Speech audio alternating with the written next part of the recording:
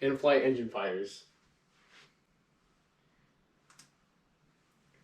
Fuel selector valve. The fuel selector valve is what brings the fuel from both left wing and right wing to the engine. So in order to cut off the fuel, you have to pull the fuel selector valve shut-off switch. That's normally to the right of the fuel selector valve. Mixture cutoff and throttle. You have to pull the throttle all the way to idle and pull the mixture cutoff all the way out to lean it out completely. This will deprive the engine of any fuel inside of it.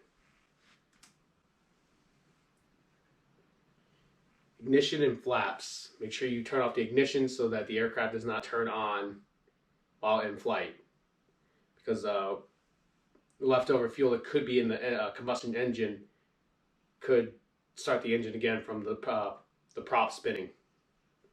And adjust flaps as needed for landing. Perform the Mayday call 7700, calling for the emergency of the engine fire to the tower or dispatch if you're at a non-towered airport, and turn off the master switch. You'll still be able to use flight controls even if the master switch is off. Close all the vents. Well, we're mostly doing this to keep air from getting into the cabin and potentially knocking out the pilots from carbon monoxide poisoning.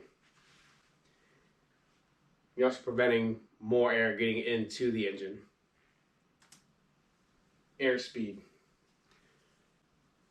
Make sure your airspeed's at around 100 kilometers. This will create a lean mixture into the combustion chamber because you need fuel and you need air to make combustion. So right now, as we pulled out the fuel mixture all the way leaned out, that means that there's no fuel going in. And we shut off the fuel selector valve, so there's no fuel coming from the main tanks to the engine. So we increase airspeed to flood the engine with oxygen, which will keep the airplane from running, essentially putting out the fire.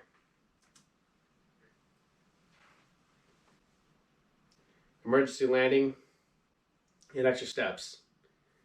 Now, like I said before, you could still use your flight controls while your ignition is off, master switch is off, and you have no fuel going into the engine. You're still able to use your flight controls so that we can land safely. And if need be, once you land and the engine is still on fire, you'll use your fire extinguisher bottle to put out any excessive flames. Resources.